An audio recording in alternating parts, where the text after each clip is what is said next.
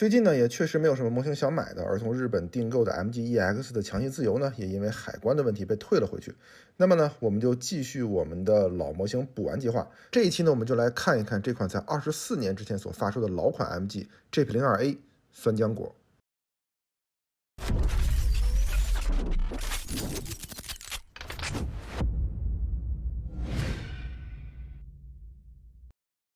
交世间知己，有网络同好，即摩安生活。大家好，欢迎收看本期教友记。这款 MG 呢，其实在上高中的时候，咱们出自富裕家庭的资料源沟就已经入手了。而当时身为穷学生的我呢，只能时不时的去他家看看这款 MG，留哈喇子。而也就在前几天呢，看到这款当年被我视为圣物的 MG 的价格竟然降到了这个地步，因此呢，我也就以190元包邮的价格将其给拿下了。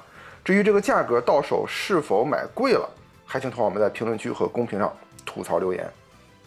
开箱之后来看呢，依然是秉承了以前老 MG 的风格，就是各种大。就拿这个盾牌来说吧，如果肯大胆改造的话，做成手机壳都是没有什么问题的。当然呢，这也取决于当时玩具的设计和机体设计的原因。在这里呢，我们也就不用去吐槽一个20多年前的产品了。板件方面呢，我觉得这部 GP02 虽然是20多年前的产品，但是应该没有再版太多次，因为呢，整体的板件的锐度还是相对可以的，但是呢，也并没有说有多么的好，飞边和缩胶的情况也还是存在的。而且呢，我们也能看到板件的设计的年份是1998年，而生产日期呢，我觉得应该是2019年，毕竟这个盒子呢已经换成蓝标了。经过了几个晚上的拼装呢，最终的成品总算是展现在我们面前了。用观察员 S 的话来说，就是白真素。确实从整体风格和观感来看，确实不如近些年的这些机体设计那样的复杂和精致，并且呢，当年的 MG 还配备了这样的补色贴纸，而反观刚刚发售的水星魔举的模型呢，补色贴纸的数量也就不过如此。因此呢，真的还是要感叹一下现在技术的发展啊。可回到外形方面说呢，采用这种单色的大面积和大块装甲的机体设计，却能让我们这个年纪的高达粉丝切身感受到当年真实系机体的精髓所在。也就不得不说一句，这才是我们这个年代人心中的高达。整体外形方面呢，对于0083中机体的设定还原还是非常好的，而且呢，整体的模型的强度方面也着实不错。当然呢，还是有一小部分由于设计的问题，导致在把玩的时候呢，会很容易松脱。比如说大臂根部的这样的设计，在这里呢，大臂的根部采用了这种球形关节的设计，而这种设计的牢固度并不是很好，并且呢，在近些年的高达模型中已经看不到类似于这样的设计的存在了。其实说到 GP02 呢，我们就一定不会绕开这个巨大的盾牌和让所罗门一激灵的这个核弹发射器了。相对于机体的比例来说呢，炮管很长很粗大，而后半部分呢是折叠收纳到肩甲的后方，而前半部分呢则是可以收纳到盾牌当中的。盾牌这里呢也给出了类似于锁扣的设计，防止炮管的松脱，可以说呢是比较贴心的。而整体的核弹发射器的组装呢也是非常有意思的，是以这种拧螺丝的方式拧上去的，因此呢牢固度就自然不用多说了。当然呢，槽点还是有的，就是这个盾牌的设计了。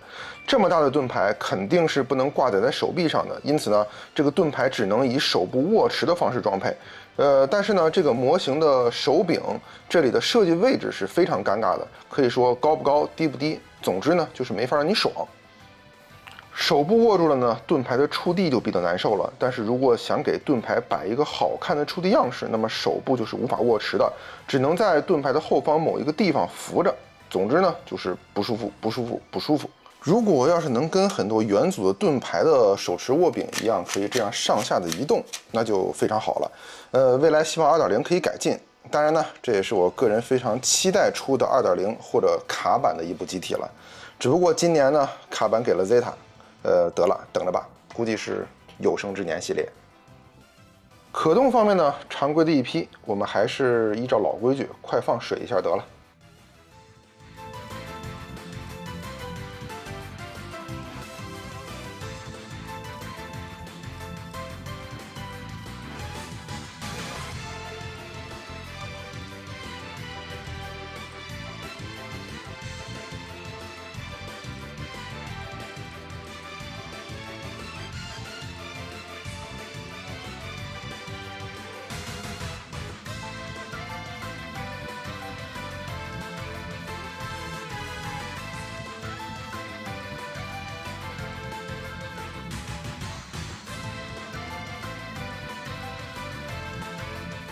下面呢，咱们还是重点来说一下几个比较特殊的可动位置。首先呢，第一个就是肩部的这两个大型的推进器，这里呢是设计了联动的，只需要将外侧的这个喷口旋转，那么内侧的喷口就一块联动了，也会转下来。而肩部后边的这个推进器呢，也是给了单独可动设计的，是可以做左右旋转的。之后呢是背包的可动，没什么别的可说的，主要呢就是这个舱门，而里边放的呢就是那个让所罗门一激灵的这个物件了。最后呢，说说手腕的可动啊。说真的，我觉得这个可动幅度真的是值得现在很多 MG 学习的。我手上所有的 MG 的手腕的可动，除了巴巴托斯以外，都没有比这个 GP02 更强的了。至于为什么要把手腕可动这个比较常规的设计拿出来说事儿呢？其实主要就是因为手腕的可动幅度的大小是直接影响到了枪械和光剑握持是否舒服，并且呢，在我们凹造型的时候是否好看。举个例子，比如巴巴托斯呢，就是因为手腕可动幅度超大，才能凹出如此有杀气且有进攻性的这样的姿势。好了，对于这部 MG 的 GP02A 呢，好的赖的也说了一大堆。如果说推荐度嘛，我个人是推荐的，尤其是推荐给80、90后的高达粉丝来尝试一下，毕竟呢是我们的童年嘛。至于说95后或者00后的同好们，我个人觉得这部机体已经确实不符合当下的审美了。但出于这么便宜的价格，买一个回去玩玩还是可以的。只不过这部机体的大小，可能确实会让很多同好的柜子一拘灵。好，那么本期的教导机呢，我们就聊到这里。如果同好们觉得我内容做得还不错呢，麻烦点赞、收藏、加关注，一键相连，给我一个大大的鼓励和继续制作下去的动力。那么感谢收看本期的教导机机体评测，我是评测员 D，我们下期再见。